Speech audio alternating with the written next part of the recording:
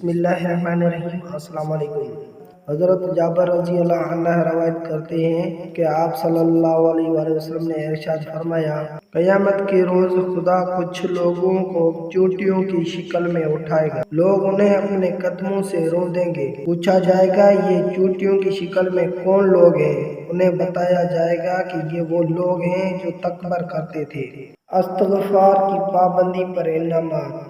جو شخص استغفار کا اہتمام کرے گا تو اللہ تعالیٰ اس کے لیے ہر تنگی سے نکلنے کا راستہ بنا دے گا اور ہر غم سے و چھٹکارا دے گا اور ایسی جگہ سے رزق عطا فرمائے گا جہاں سے گمان بھی نہ ہوگا۔ رسول اللہ صلی اللہ علیہ وآلہ وسلم نے فرمایا، جمعہ کے دن اور شب جمعہ میں مجھ پر کثرت سے درود بھیجا کرو، کیونکہ جو شخص ایسا کرے گا میں قیامت کے دن اس کے لیے گواہ اور سفارشی ہوں گا۔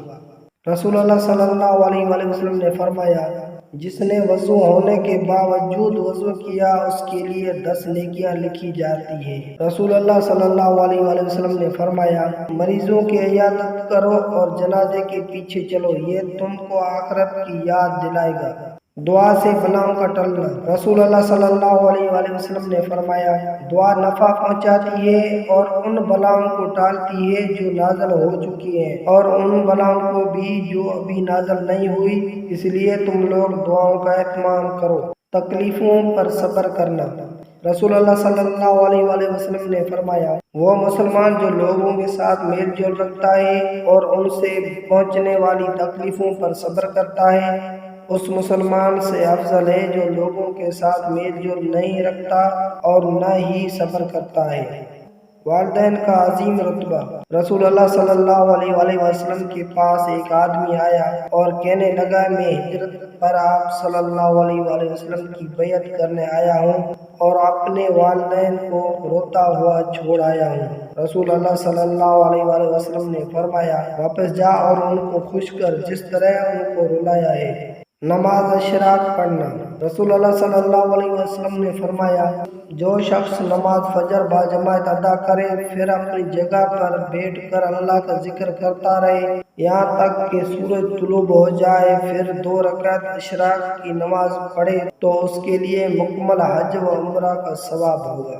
اللہ کے واسطے محبت کرنا۔ رسول اللہ صلی اللہ علیہ وآلہ وسلم نے فرمایا، اللہ تعالیٰ فرماتا ہے، جو لوگ میری عظمت و جلال کی وجہ سے آپس میں محبت رکھتے ہیں، قیامت کے دن ان کے لیے ایسے نور کے ممبر ہوں گے جن پر انبیاء اور شہداء بھی رشک کریں گے۔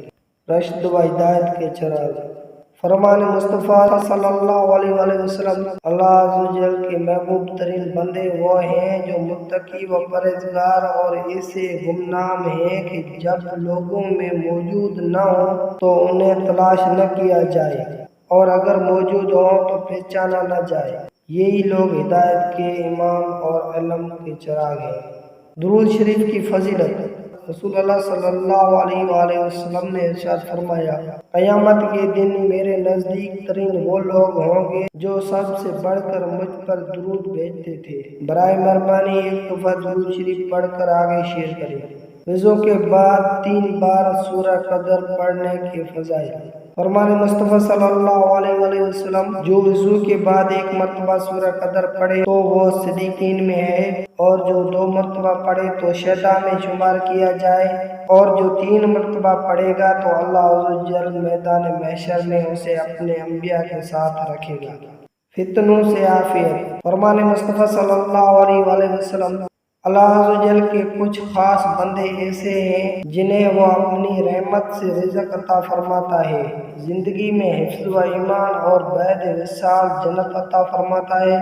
یہ وہ لوگ ہیں جن پر فتنے رات کی تاریکی کی طرح چھا جاتے ہیں لیکن وہ ان سے عافیت میں رہتے ہیں۔ رسول اللہ صلی اللہ علیہ وآلہ وسلم نے فرمایا، اللہ تعالیٰ ایسے شخص کو اپنے عرش کے سائے میں جگہ دے گا جس نے تنہائی میں اللہ کا ایسا ذکر کیا کہ اس کے آنسو جاری ہوں گے۔